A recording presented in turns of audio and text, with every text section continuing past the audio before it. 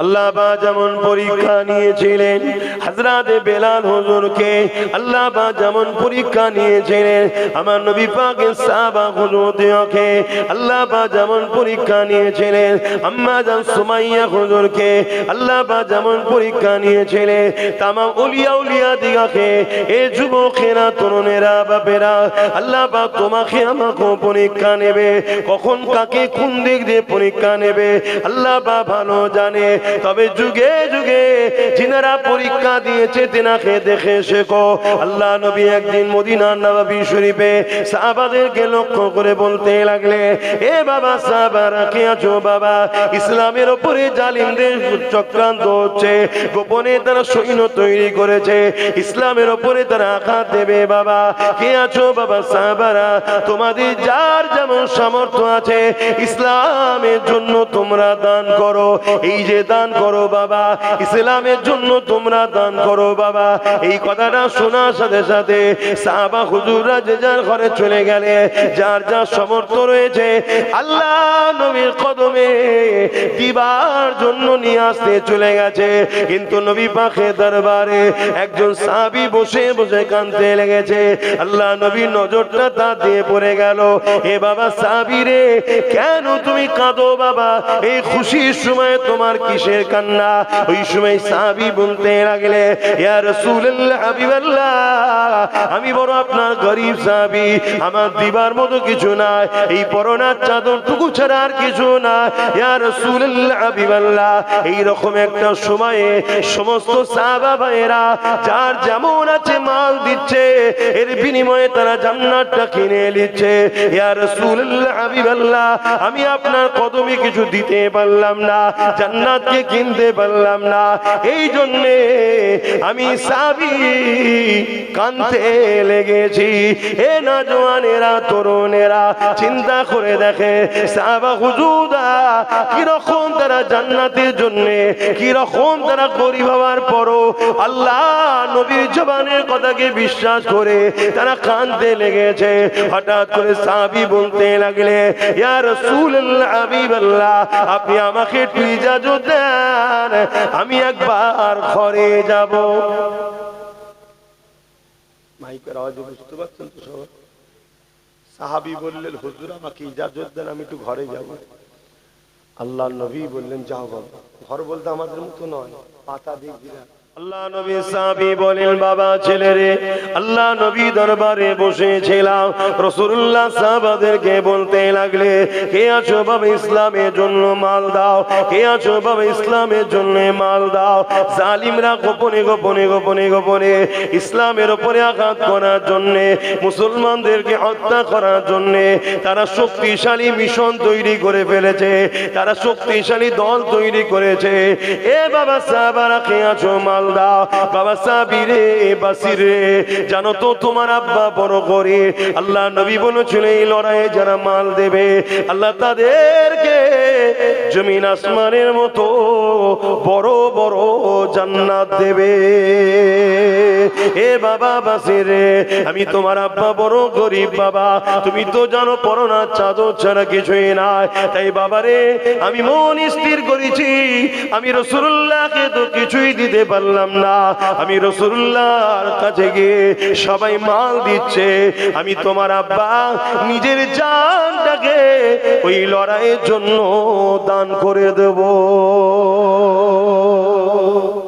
আবেরা নওজওয়ানেরা, এ নবী পাকের প্রেমিকেরা, আল্লাহ নবীর এই বাচ্চা সাহাবী বাসির বলতে লাগলে, আব্বা জান আপনি দেরি করবেন না, আপনি চলে যান, আমি বাসি নিজেকে বড় ধন্য মনে করব যদি আল্লাহ রাসূল আপনাকে কবুল করে না। হে আমার আব্বা জান, তবে আমি ইন্তজারে থাকব, আমার আল্লাহ যদি আপনাকে গাজী করায় আমি বাসির ধন্য হব, গাজীর বেটা হতে পেরেছে। আর আল্লাহ আল্লাহ যদি আপনাকে শহীদ করে যায়, কিয়ামতের দিনে আল্লাহ পাককে বলবো, ও রব্বি আল্লাহ, দিনের জন্য যখন আমার বাপের প্রয়োজন হয়েছিল, আমি বাসির, আমার মা ছিল না দুনিয়ায়, আমার বাপই শুধু একমাত্র সাহারা ছিল, আমি বাপটাকেও আপনার জন্য দিয়ে দিয়েছি, আমি তাকে আটকে রাখিনি, তার পা ধরে আমি কাঁদিনি যে আব্বা আপনি যাবেন না, আমি বাসির একা কি করব, এই কথা আমি একবারও বলি না।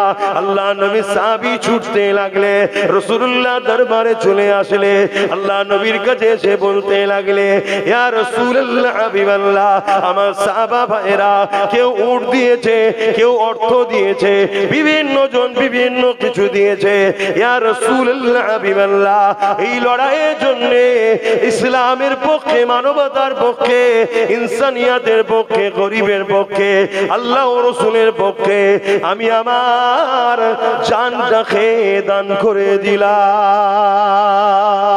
আরো জোরে বলুন সুবহান।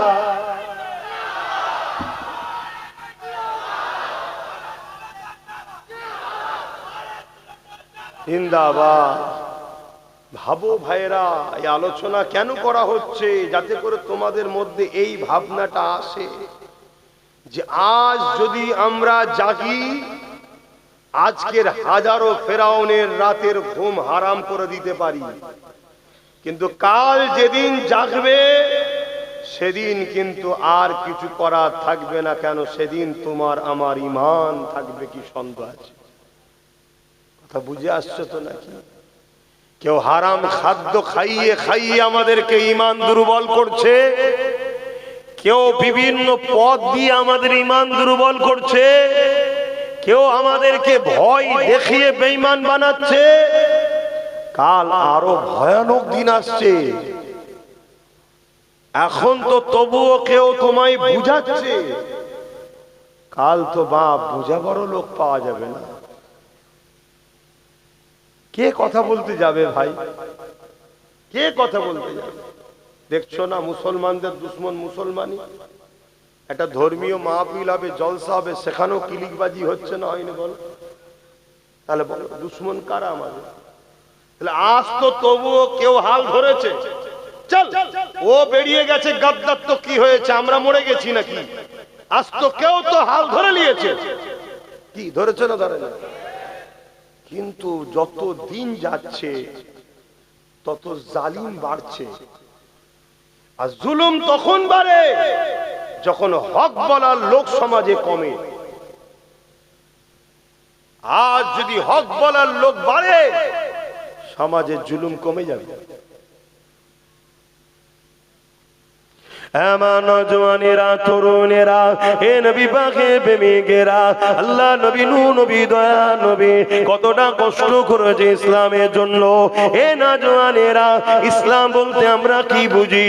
ইসলাম বলতে বুঝি দাড়ি, টুপি, নামাজ, রোজা, মসজিদ, মাদ্রাসা, এটাকেই শুধু আমরা ইসলাম বুঝি।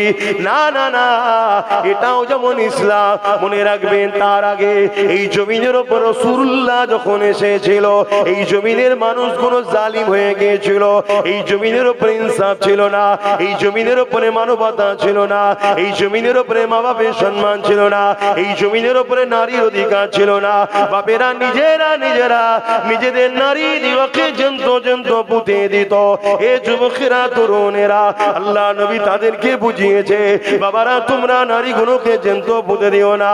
নারী হলো আল্লাহ পাকের শ্রেষ্ঠ একটা নিয়ামত, যার ঘরেতে প্রথম কন্যা সন্তান হবে, এর মানে ওই নারীর বাবাকে আল্লাহ পাক জান্নাতে সুসংবাদ দিল।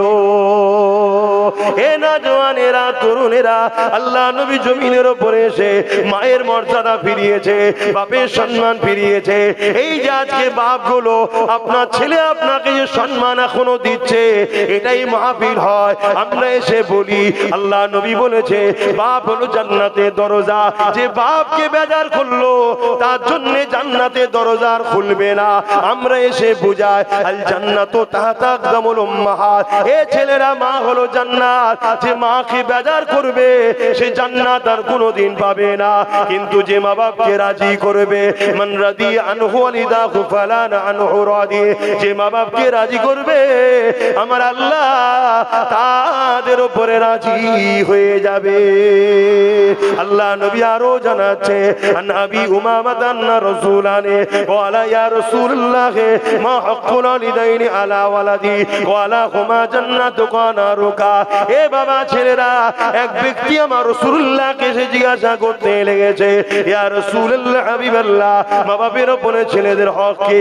আল্লাহ নবী জানিয়ে দিলে, হুমা জান্নাতুকা নারুকা, তোমরা যদি মা বাপকে বেজার করো, মা বাপকে আঘাত দাও, মা বাপকে কষ্ট দাও, তাহলে তুমি জাহান্নামী হয়ে যাবে। আর মা বাপকে যদি রাজি করো, মা বাপকে যদি খুশি করো, আমার আল্লাহ ওই ছেলেকে জান্নাতি বানিয়ে দেবে।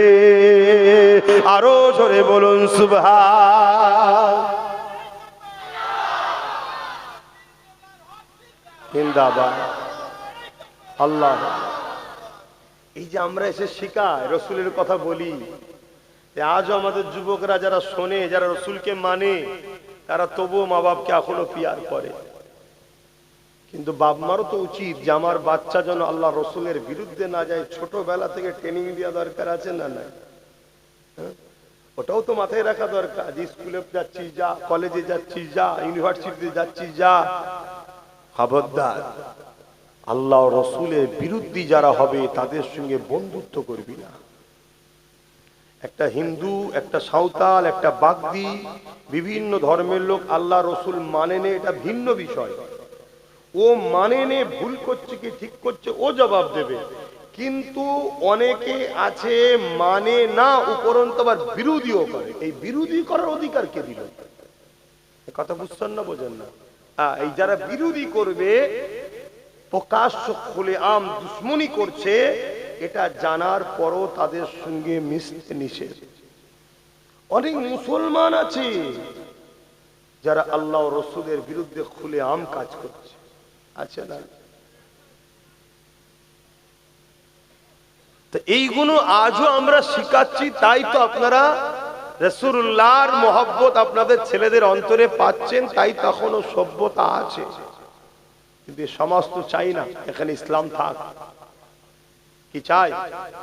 শুধু যে প্রকাশ্য ইসলামের দুশ্মনরা যে ইসলাম থাক চাই না এমনটা শুধু নয়, মুসলমানদের মধ্যে একটা বড় অংশ মুনাফিক গাদ্দার আছে, তারাও চাই না ইসলাম থাক।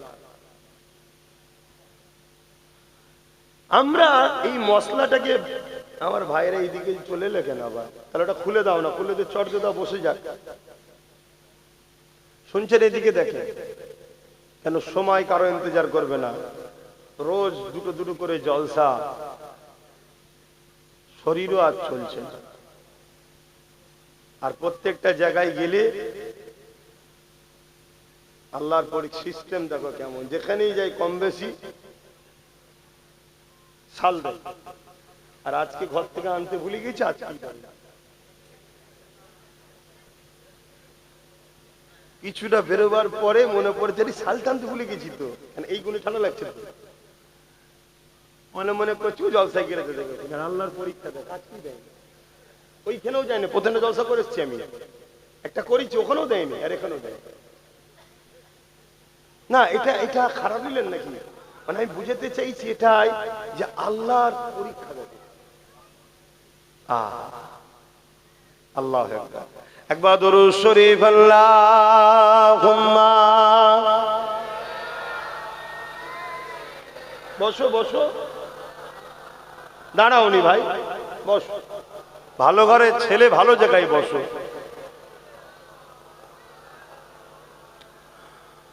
মধুর চেয়েও মধুর আরো আমার নবীর নাম, আমার নবীর নাম। মধুর চেয়েও মধুর আরো আমার নবীর নাম, আমার আমার নবীর নাম। ওই নামেরই মধু পিয়ে, ওই নামেরই মধু পিয়ে দোয়েল কোয়েল বেড়ায় গে। ওই নামেরই মধু পিয়ে দোয়েল কোয়েল বেড়ায় গে। বুলবুলি গায় ওই নামের গুণ, বুলবুলি গায় ওই নামের গুণ।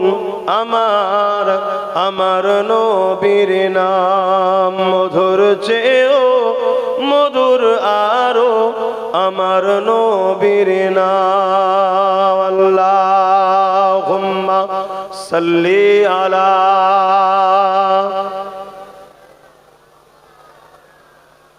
জবান খুলে ওয়ালা আলে।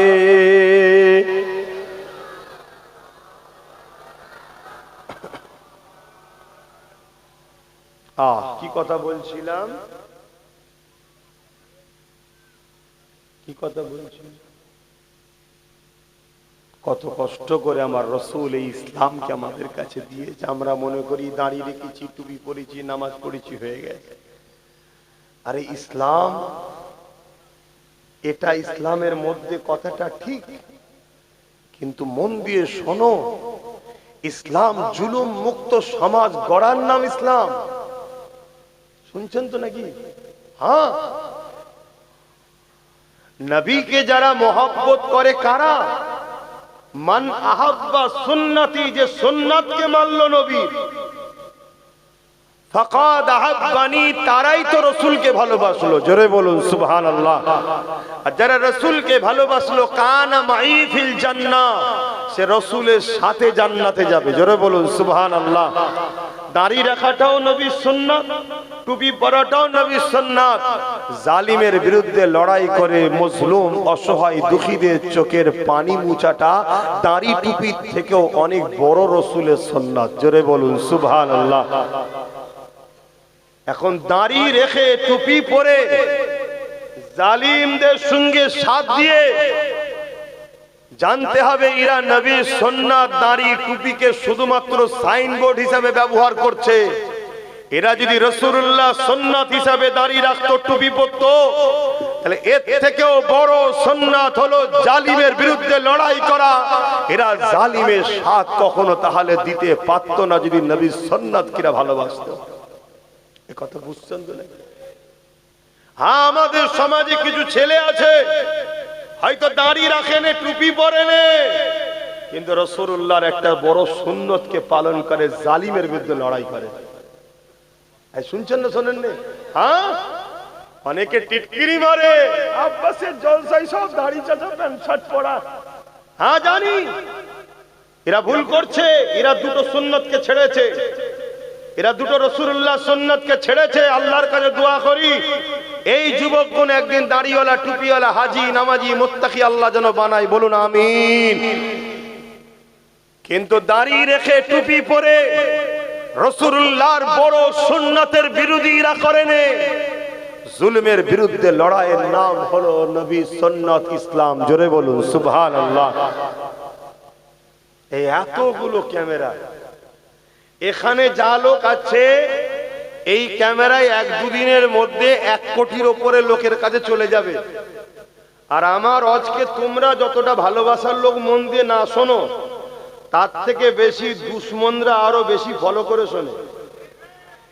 তুমি কি ভাবছো আজকে তোমার গ্রামে তারা শুনছে না? যারা আসলে অসুবিধে ছিল, তারা তো শুধু নফসি নফসি করছে যে এখনো ঠান্ডা মাথায় জলসা করছে। কি ব্যাপার বলবি? দাঁড়া না, লাস্টে দিচ্ছি। কেন? জুলুমের বিরুদ্ধে রাসূলুল্লাহ লড়েছে। অতএব জুলুমের বিরুদ্ধে বলাটা হলো রাসূলুল্লাহর দ্বীনের খেদমত। শুনছেন তো নাকি? হ্যাঁ, তুমি কেমন মুসলমান? তুমি আজকে রেজিদের সঙ্গে বন্ধুত্ব রেখেছো? তুমি কেমন মুসলমান? আজকে আবু জেহেল, উতবা, সাইবা, এই তোরা ওখানে কি করছিস? ওর ওইদিকে তো মা বোনরা আছে, তার পর্দার কাছে গেছি কেন?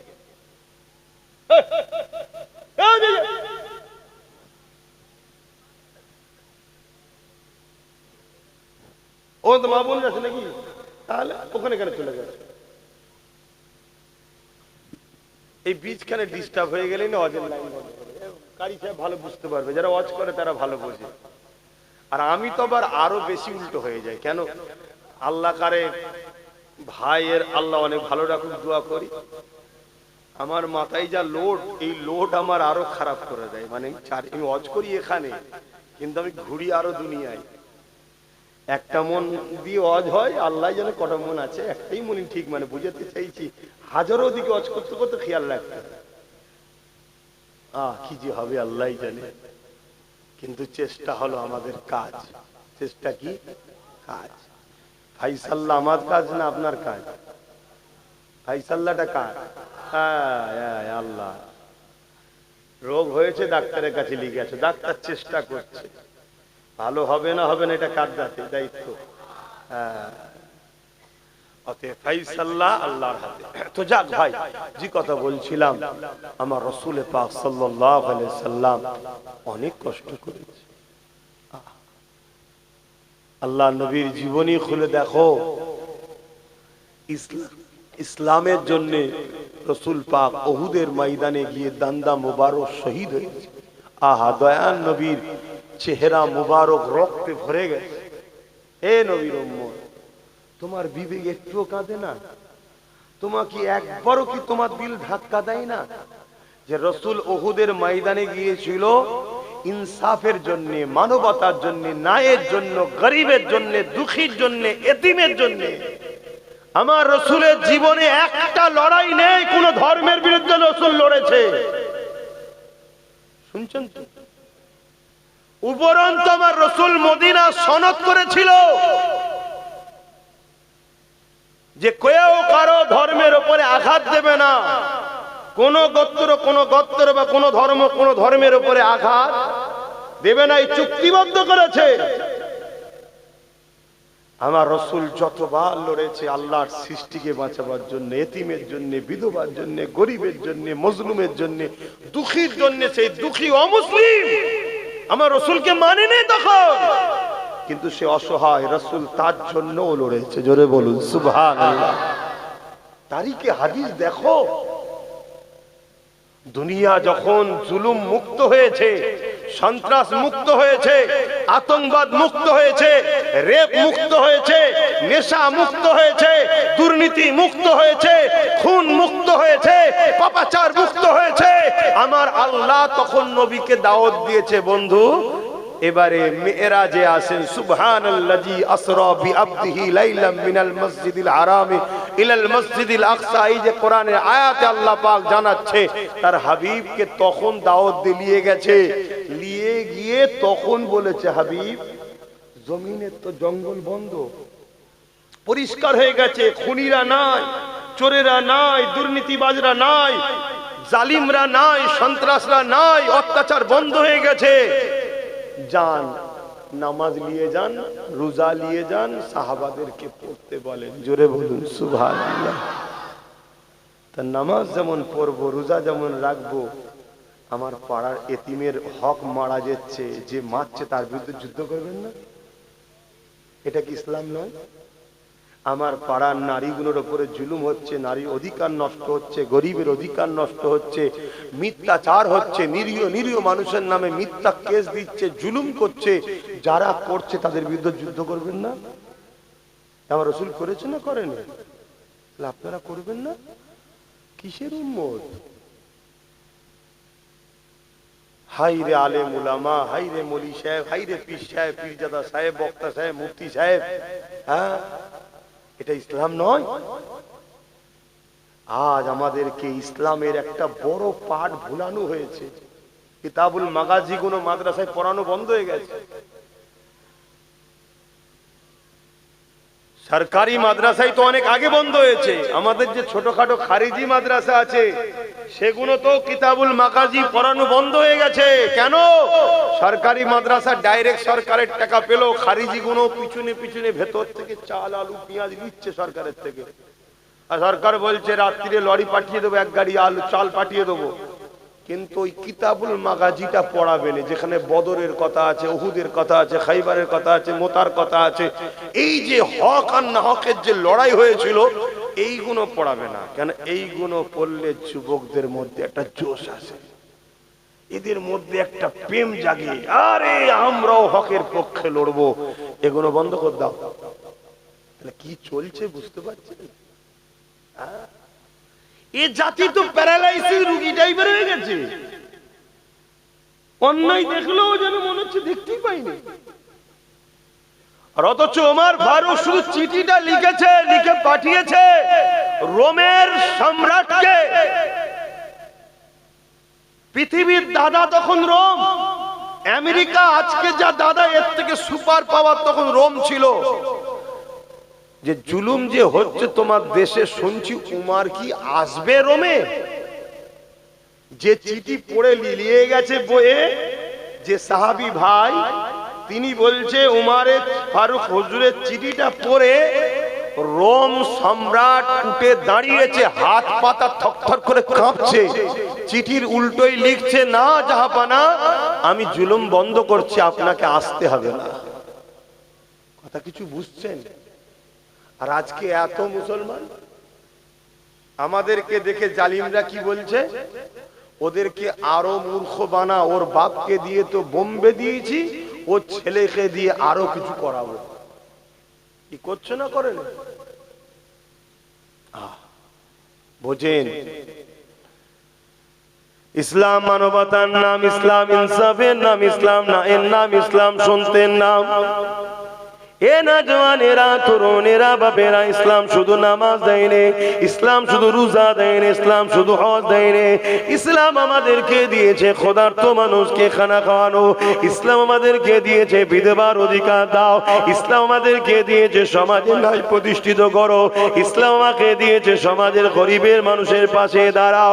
এ না জওয়ানের আল্লাহ নবী জানিয়ে দিলে, আমার আল্লাহ কোনদিনের জন্য জালিমদের সাথে থাকে না, আমার আল্লাহ পাক সর্বসময় মজলুমদের সাথে থাকে।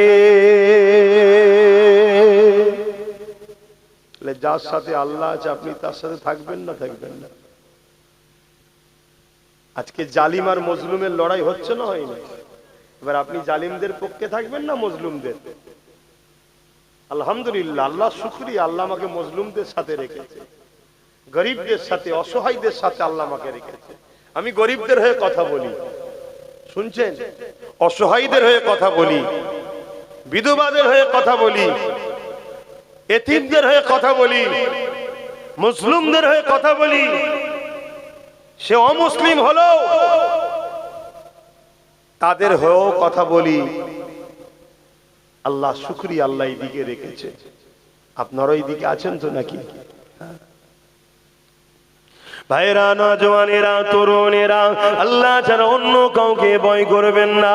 যারা শুধুমাত্র আল্লাহকে ভয় করে, ওয়ালিমান খাফা মাকামা রাব্বিহি জান্নাতান, আমার আল্লাহ তাদেরকে দুটো জান্নাত দেবে। এ নওজওয়ানেরা, তরুণেরা, এ নবী পাকের প্রেমিকেরা, আল্লাহকে ভয় করো, আল্লাহ ছাড়া অন্য কাউকে ভয় করবেন না। কেননা দুনিয়া জমিনটা দুদিনের, আজ আছেন কাল্লায়। মনে রাখবেন, আল্লাহ পাকের ফায়সালা ছাড়া দুনিয়ার কারো কোনো ক্ষমতা নাই। আপনি যখন দুনিয়া জমিনে আসবে, তার থেকে কোটি কোটি বছর আগে আপনার যখন রূহটা তৈরি হয়েছে, এই রূহ তৈরি হওয়ার 50,000 বছর আগে আল্লাহ পাক আপনার তকদিরকে লিখে দিয়েছে কি হবে দুনিয়া জমিনে। আজকে দিনে সুরিয়া গ্রামে আমার জলসা ছিল 6টা থেকে 6:15 মধ্যে আমি ঢুকবো। এই যে 15-16 সেকেন্ড মিনিট পরে যে এসেছি, এটাও আল্লাহ পাকের খাতাতে লেখা রয়েছে। আমি আস্তে আস্তে কোন জায়গায় নামাজ পড়বো, কোথায় দাঁড়াবো, কোথায় কি করব, কোথায় খাবো, সব কিছু আমার আল্লাহ লিখে রেখেছিল। আমি খাবার 8 ঘন্টা আগে পর্যন্ত জানতাম না আমার সন্ধ্যার খাবারটা কোথায় হবে। যে জায়গাতে এক বড় কল্পনায় আসে রে, আজকে সন্ধ্যের খাবারটা সেই জায়গাতে আল্লাহ খাওয়ালো। কি খাবো সেটাও আল্লাহ লিখে রেখেছিল। সেই রেজেক্টে আল্লাহ আমাকে দিলে। এ যুবকেরা, তরুণেরা, আপনার কবে মরণ হবে, কবে কি খাবে, কোন জায়গায় আপনার মরণ হবে, কিভাবে হবে, সবকিছু আল্লাহ পাক তাকদীরে লিখেছে। আপনি যদি জালিমের পক্ষে থাকেন, শক্তিশালী পক্ষে থাকে, নেতা নেত্রীর পক্ষে থাকে, বাদশার পক্ষে থাকে, যদি মনে করেন আমি এই পক্ষে থাকলে বেঁচে যাব, এটা আপনার ভুল ধারণা। আর আপনি যদি জালিমদের বিরুদ্ধে লড়াই করতে নেবে, আপনি যদি মনে করেন লড়াই করলে আমি মারা যাব, এটা আপনার ভুল ধারণা। তার একটা ছোট্ট নমুনা দিই। ইসলামের একজন মহানায়ক, যিনার নাম হলো হযরত সৈয়দনা খালিদ বিন ওলীদ। এই খালিদ বিন ওলীদ, যিনি একটা সময় রাসূলুল্লাহর বিরুদ্ধে ছিল, উহুদের যুদ্ধের ময়দানে এই খালিদ বিনের নেতৃত্বে আমার নবী পাকের সাহাবা হুজুরদের মধ্যে 70 জন সাহাবা হুজুর শহীদ হয়ে গিয়েছিল। এই খালিদ বিন ওলীদ একটা সময় আবার হিদায়াত হয়ে যায়, পরিবর্তন হয়ে যায়। হয়ে যাবার পরে আমার রাসূলুল্লাহর পক্ষে দাঁড়িয়ে, ইসলামের পক্ষে দাঁড়িয়ে, আল্লাহর পক্ষে দাঁড়িয়ে 120 থেকে 25টা লড়াই করেছে। প্রতিটা লড়াইয়ে যখন খালিদ বিন ওলীদ যেত, খালিদ বিন ওলীদ বলতে লেগেছে, আমি দূরে কাজ নফল নামাজ পড়ে আল্লাহর কাছে দোয়া চাইতে থাকতাম, ও রব্বি আল্লাহ, আপনার দ্বীনের জন্য লড়াই করতে করতে, গরিবের পক্ষে লড়াই করতে করতে, আপনার সৃষ্টির পক্ষে লড়াই করতে করতে, আপনার হাবিবের পাশে দাঁড়িয়ে লড়াই করতে করতে আমি খালিদ বিন ওলীদের আল্লাহ যেন শহীদের মরণটা নসিবে হয়। এই যে যতগুলো লোক আছি আমাদের এখানের মধ্যে, কে কে আছে যে কোনোদিন মরবে না? বলবেন তো? একটা লোক নেই এর মধ্যে যে সারা জীবন থাকবে, সবাই মরে যাবে। তাই ও আবার বলছে সে ওলি নেই, কেন ওলি বেশ থাকে নাকি? তাহলে মরণ তো সবার হবে নাকি? আস্তে, অত বেশি বকাবার ভালো নয়। সুযোগ দিয়েছি বলে কাঁধে উঠতে যাওনি আবার, শুনছেন তো নাকি? তাহলে মরণ তো সবারই হবে। কিন্তু খালিদ বিন ওলীদ বলছে আমি প্রতিটা যুদ্ধ 120 থেকে 25টা লড়াই করেছি। ও লড়াই তো লড়াই, কেমন লড়াই শুনবেন, একটা লড়াইয়ের কথা বলছি। ওই রোম এম্পায়ারদের সঙ্গে লড়াই হচ্ছে। খালিদ বিন ওলীদের সৈন্য সংখ্যা হচ্ছে, উনি নেতৃত্ব দিচ্ছে 3000, আর রোম এম্পায়ারদের সৈন্য সংখ্যা হচ্ছে 2 লক্ষ। এই লড়াইয়ে তো খালিদ বিন ওলীদের নেতৃত্বে আল্লাহ আমাদের বিজয় দিয়েছে। জোরে বলুন সুবহানাল্লাহ। খালিদ বিন ওলীদ বলছে আমি এত দোয়া চাইছি যে আল্লাহ যদি আমায় শহীদ নসিব করে, শহীদ নসিব করে। কেন শহীদের মরণটা হলো সব থেকে উত্তম মরণ, যে মরণ কিয়ামতের দিনে ওই অবস্থায় উঠাবে যে অবস্থায় দুনিয়াতে সে ইন্তেকাল করেছে, ওই অবস্থায় থেকে উঠানো হবে এবং বেহিসাব জান্নাত যাবে। জোরে বলুন সুবহানাল্লাহ। যে কঠিন দিন, মাথার গিলুগুলো গলে গলে নাক দিয়ে পড়বে, শরীর থেকে পাসিনা ঝরতে থাকবে। এই কঠিন দিনে তো যেখানে সবাই নফসি নফসি, আমার কি হবে, আমার কি হবে। এ যুবক, ওই দিনে আল্লাহ রসুলের জন্য যারা কুরবান হয়েছে, আল্লাহ রসুলের জন্য কুরবান মানে এতিমের উপরে জুলুম হয়েছে, তুমি এতিমের পক্ষে দাঁড়িয়েছো। জালিম যদি দেশের প্রধানমন্ত্রী হয় তারও বিরুদ্ধে লড়াচ্ছ। যেখানে দেখেছো অসহায়ের উপরে জুলুম হয়েছে, গরিবের হক মারা হচ্ছে, তুমি গরিবের পক্ষে আওয়াজ তুলেছো। আর আওয়াজটা যদি রাজ্যের সিএম এর বিরুদ্ধে হয় যে তুমি ছোট মানুষ, এত বড় নেতা না, আমি ও নেতাকে আমি চিনি না, আমি এতটুকু জানি এর পাশে দাঁড়ালে আল্লাহ খুশি হয়, আল্লাহর খুশির জন্য আমি এর পাশে দাঁড়াবো। এই নিয়তটাই ছিল তোমার বড়। এই কামিয়াবি যদি তুমি করতে পারো, এমনও হতে পারে আল্লাহ তোমায় গাজীও বানাবে। গাজী হলে দুনিয়ায় মালও পাবে, ইজ্জতও পাবে, আবার পরকালে জান্নাতও পাবে। জোরে বলুন সুবহানাল্লাহ। কিন্তু শহীদ এত বড় সম্মান, আল্লাহ রসুল বলছেন পিপিলিকা কামড়ালে যেমন মানুষের কষ্ট বুঝে যায়, ওর থেকেও কম কষ্ট হলো শহীদ যখন হয় ওর জানটা বেরোয়, ওর থেকেও কম কষ্টে জান বেরিয়ে যায়। জোরে বলুন সুবহানাল্লাহ। তখন আমরা সবকিছুর উপরে আল্লাহ রসুলকে বেশি প্রাধান্য দিতে না পারবো, যতক্ষণ পর্যন্ত না আমরা সবকিছুর উপরে আল্লাহ রসুলকে বেশি না ভালোবাসতে পারবো, ততক্ষণ পর্যন্ত আমরা কামিয়াব নয়, ইমানদার নয়, আমরা ধ্বংসপ্রাপ্ত। ওই ব্যক্তি কামিয়াবি, ওই ব্যক্তি সাকসেসফুল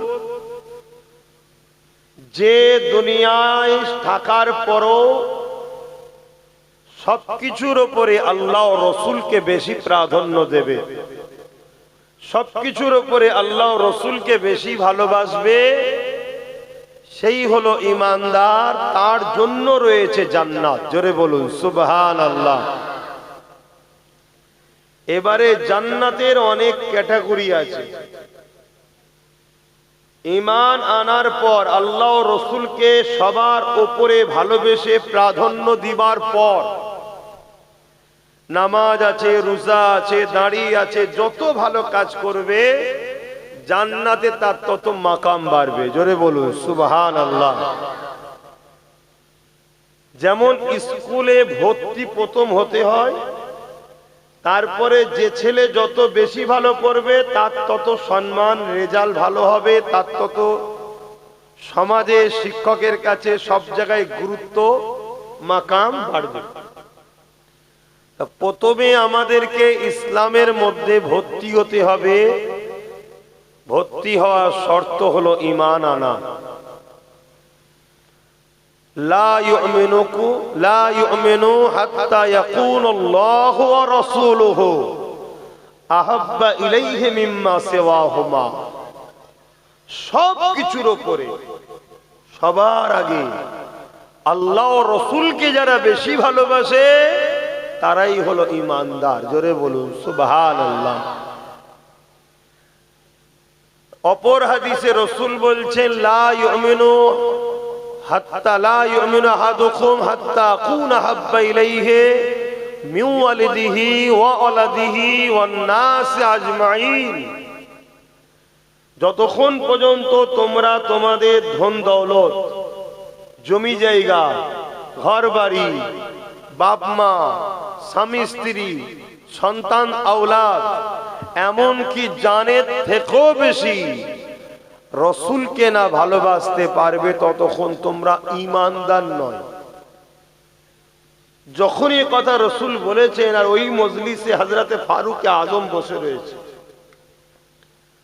তিনি উঠে গেলেন, হুজুর ইজাজত দেন একটা কথা বলবো। আল্লাহ নবী বললেন বলো।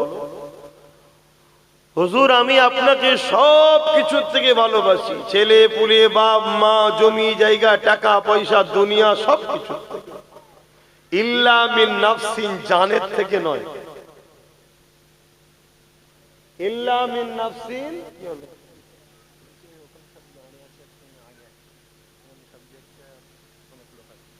চট বিছুন আছে তো বসবে, তো চটে বসবে তো, ওরা বসার লোক নয়, ওরা দাঁড়িয়ে থাকার লোক। তুমি কেন পিছকে ডিস্টার্ব করছো? যারা বসার ঠিক বসে যাবে, খুলতে হবে না, ওদিকে মা বোনরা আছে না, একটু দূরত্ব রাখা ভালো। ছোট ছোট ছেলে ওইদিকে দাঁড়িয়ে বড়দের মতো হচ্ছে, বস বাবা। যারা বসার তারা ওই তো এইখানে এসে বসে পড়ছে। ওখানে একটা ছেলে তখন ডিঙিয়ে ডিঙিয়ে ডিঙিয়ে, ওই যে জ্যাকেটওয়ালা, মাথায় জ্যাকেট দিয়ে রেখে, লাল টুপির পিছনে, কোথা থেকে এসে ওখানে ঢুকে গেল। যার কপাল, সে ঠিক খুঁজে খুঁজে খুঁজে খুঁজে জান্নাতে ঢুকবে। আর যে দাঁড়াবার দাঁড়িয়ে, এটা জান্নাত নাকি? তাহলে আমি জান্নাতে ঢোকার কথাই তো বলছি। বিচখানে ডিস্টার্ব করবে না ভাই। ভাইরা আমার, ওই মজলিসে হযরতে ওমর ফারুক রাদিয়াল্লাহু তাআলা আন বসেছিলেন। উঠে দাঁড়িয়ে আরজ করছেন, ইয়া রাসূলুল্লাহ, হাবিবাল্লাহ, আমাকে ইজাজত দেন, আমি কিছু কথা বলবো। আল্লাহ নবী বললেন বলো। হযরতে ফারুক আজম বলছে, হুজুর আমি সব কিছুর থেকে আপনাকে বেশি ভালোবাসি, ইল্লা মিন নাফসিন, জানের থেকে নয়। আল্লাহ নবী বলছে, উমার হবে না, জানের থেকেও আমাকে বেশি ভালোবাসতে হবে, না হয় ঈমান হবে না। হুজুর বসে বললেন, উমার ফারুক একটু পরে ইজাজত চাইছে, হুজুর আমি কিছু বলবো। বলো। হুজুর আমি গাওয়া দিচ্ছি, আমি আমার জানের থেকে বেশি আপনাকে ভালোবাসি। জোরে বলুন সুবহানাল্লাহ। আল্লাহ নবী মুচকি হাসলেন, উমার কামিয়াবি তুমি। জোরে বলুন সুবহানাল্লাহ। তাহলে আমি আপনি নামাজ পড়েছি, রোজা রেখেছি, দাড়ি রেখেছি, মুসলমান ঘরে জন্ম হয়েছি, মুসলমানের নাম রেখেছি, কোরআন পড়েছি, হাদিস পড়েছি, মসজিদ বানিয়েছি, মাদ্রাসা বানিয়েছি, ভালো কাজ। কিন্তু এইগুলো তো ঈমান হয় না, এগুলো ভালো কাজ, এতে জান্নাতের মাকাম বাড়ে। কিন্তু এইগুলো করার পরেও যদি রসুলের মহব্বত না থাকে, জানের থেকে বেশি রসুলকে যদি ভালো না বাসতে পারেন, সন্তানের সঙ্গে রসুলুল্লাহর কোনো কথাই টক্কর হয়েছে, সন্তান যে কাজটা করছে বা করতে বলছে রসুলুল্লাহর বিরুদ্ধে, বাপ মা যদি সন্তানের পক্ষপাতিত্ব নেয়, তাহলে আপনি রসুলকে সন্তানের থেকে বেশি ভালোবাসলেন, আমার অজ বুঝবেন। এটা আল্লাহ পরীক্ষা নেবে, কখনো সন্তান দ্বারা, কখনো বাপ মা দ্বারা, কখনো স্বামী দ্বারা, কখনো স্ত্রী দ্বারা। দেখা যাবে স্ত্রী এমন শখ করেছে যেটা রাসূলুল্লাহর বিরুদ্ধে। এখন আপনি যদি স্ত্রীর পক্ষপাতিত্ব নেন, তার মানে আপনি রাসূলুল্লাহর থেকে বেশি গুরুত্ব স্ত্রীকে দিলেন। ওই স্ত্রীকে আল্লাহ এমন নেমো হারাম করবে, আপনার চোখের আড়ালে ডবল সিম ব্যবহার করবে। বাকিটার বলছি না। খারাপ লেগে গেল এই কথাটা? এটা খোদার পক্ষ থেকে মার আপনাকে। আর আপনি যদি রাসূলুল্লাহকে, আল্লাহকে প্রাধান্য দেন, ওই স্ত্রীকেই খোদা এমন বানিয়ে দেবে, আপনি ছাড়া ও চোখের পালক ফেলবে না, আপনার জন্যই ফিদা। ও যেখানেই থাকেন, যেখানেই থাকেন, ও আপনার আমানতকে হেফাজত করবে, জানতে দেবে, তথাপিও আপনার হক কাউকে দেবে না। ওকে কে বানাচ্ছে এরকম? তখন আল্লাহ। ঠিক তেমনি কোন স্ত্রী যদি স্বামীকে আল্লাহ ও রসুলের থেকে বেশি প্রাধান্য দেয়, ওই স্বামীকেও আল্লাহ এত বিষাক্ত বানাবে, তোমায় তো ধোঁকা দেবে দেবে, শত শেষ দেখা যাবে তোমার জীবনটাই হয়তো স্বামীটা বরবাদ করে দিয়েছে। ঠিক তেমনি দুনিয়ায় তুমি কারোর সঙ্গে কারবার করছো, ব্যবসা করছো, কোটি কোটি টাকার লেনদেন চলছে, করো, সে মুসলমান হোক হিন্দু হোক, কারবার করো, অসুবিধা নেই, মানুষ মানুষের সঙ্গে ব্যবসা করবে, কিন্তু বৈধ হালাল ব্যবসা। কিন্তু তোমার বিজনেস পার্টনার যদি কখনো এমন কোনো কাজ করে বা কথা বলে যেটা আল্লাহ রসুলের সঙ্গে টক্কর হচ্ছে, জানবে তোমার আল্লাহ তোমায় পরীক্ষা লিয়া শুরু করেছে। এই জায়গায় যদি তুমি আল্লাহ রসুলকে বেশি ভালোবাসো, তাহলে তাকে ডিভোর্স দিতে হবে যে তোর সাথে আর নয়। তাহলে আমার আল্লাহ তোমার উপরে রাজি হবে, ঈমান পাকা হবে। এটা পরীক্ষা তুমি পাস করলে দুনিয়ায় হয়তো ওর থেকে বড় বিজনেসম্যান তোমাকে বানাবে, আর নচেত পুরস্কার হিসাবে আল্লাহ তোমাকে জান্নাতে আরো উঁচু জায়গা দেবে। জোরে বলুন সুবহানাল্লাহ। বিভিন্ন দিক দিয়ে আল্লাহ পরীক্ষা নেবে। অপর হাদিসে আরো আছে, বুখারী মুসলিমে, সালাসুন মান কুন্না ফীহি ওয়াজাদা বিহিন্না হালাওয়াতাল ঈমান। ঈমানের হালাতটা কি? মান কানা আল্লাহু ওয়া রাসূলুহু আহাব্বা ইলাইহি মিম্মা সিওয়াহুমা ওয়া মান আহাব্বা আবদাল্লাহ ইউহিব্বুহু ইল্লা লিল্লাহ ইলা আখিরিল হাদিস। সবকিছুর থেকে বেশি আল্লাহ ও রসুলকে ভালোবাসবে, আর যাকে ভালোবাসবে, বাকি যাকে আল্লাহ ও রসুলের জন্য ভালোবাসবে। কিছু বুঝতে পারলে? তাহলে সবকিছুর উপরে বেশি ভালোবাসবে কাকে?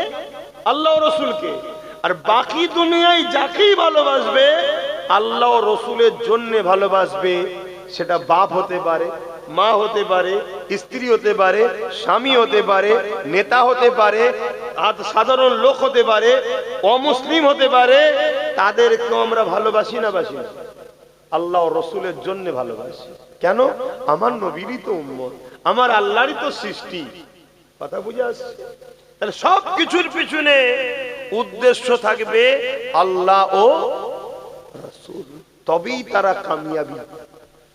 নাই দাড়ি ঈমান নয়, টুপি ঈমান নয়, নামাজ ঈমান নয়, রোজা ঈমান নয়, হজ ঈমান নয়, দান খায়রাত ঈমান নয়। এগুলো সব ঈমানের মধ্যে ভালো কাজ। ঈমান সবকিছুর উপরে আল্লাহ ও রসুলকে বিশ্বাস করা, ভালোবাসা, নবীর আদব করা। মনে থাকবে তো নাকি? যুবকরা বলো, মনে থাকবে তো? এটা মনে রেখো। তুমি যদি একটা পৃথিবী কেন 100টা পৃথিবী পরিমাণও গুনাহ করে নিজে হাজির হও কিয়ামতের দিন, কিন্তু এই গুণটাও যদি তোমার থাকে যে আল্লাহ ও রসুলকে সব থেকে বেশি ভালোবাসো, মনে রেখে দিও তোমার গুনাহ কিন্তু একদিন না একদিন মাফ হয়ে তোমাকে আল্লাহ জান্নাত যাবার সুযোগ করে দেবে। জোরে বলুন সুবহানাল্লাহ। আর যদি এই গুণটা না থাকে, তুমি যদি নামাজ পড়ে পড়ে কপালে যদি দাগ করে ফেলো, রোজা রেখে রেখে যদি পেট পিঠ সমান করে ফেলো, দান খায়রাত করে করে ধন দৌলত যদি শেষ করে ফেলো, এ যুবকেরা বাপেরা, যদি আল্লাহ রসুল তোমার দিলে না থাকে, রসুল্লাহকে যদি সব কিছুর উপরে বেশি ভালোবেসে আদর না করো, তাহলে মনে রেখে দিও আমার আল্লাহ তোমাকে জাহান্নামে ঢুকাবে, আর কোনদিন বার করবে না। ঈমানটা একটা রোজ দিন রাত ধরে তোমাদের আওয়াজ সিদ্দিক চৌমাথায় দাঁড়িয়ে খুব ট্রাফিকের কাজ করছে, গাড়ি পাস করছে আর করছে সারা রাত ধরে, সারা দিন ধরে, কিন্তু কোন ট্রাফিকের চাকরি পাইনি সে। এ মাইনে পাবে? জোরে বলো। কিন্তু কাজটা যত ভালোই করুক মাইনে ওজন। আর একটা লোক ট্রাফিকের চাকরি পেয়েছে, 2 ঘন্টা মাইনে ডিউটি করে, আবার কিছুক্ষণ ফাঁকিও মারে। এ কিন্তু মাস গেলে মাইনেটা পাবে। এই ফাঁকি মারার জন্য কিন্তু একদিন ওকে পানিশমেন্ট দিতে হবে, শাস্তি আছে জানলে, তাই তো নাকি? কিন্তু চাকরি পাওয়ার দরুন ও কিন্তু মাইনে আসবে। ঈমান যদি আনো, তোমার জন্য জান্নাত কিন্তু একদিন না একদিন হবে। আর ঈমান ছাড়া তুমি হাজারো ডিউটি করে যাও ভালো কাজে, হবে না। এখন বড় দুঃখের বিষয়, আমাদের ঈমান এখন বাঁচানো বড় মুশকিল। কেন? আল্লাহ পরীক্ষা নিচ্ছে।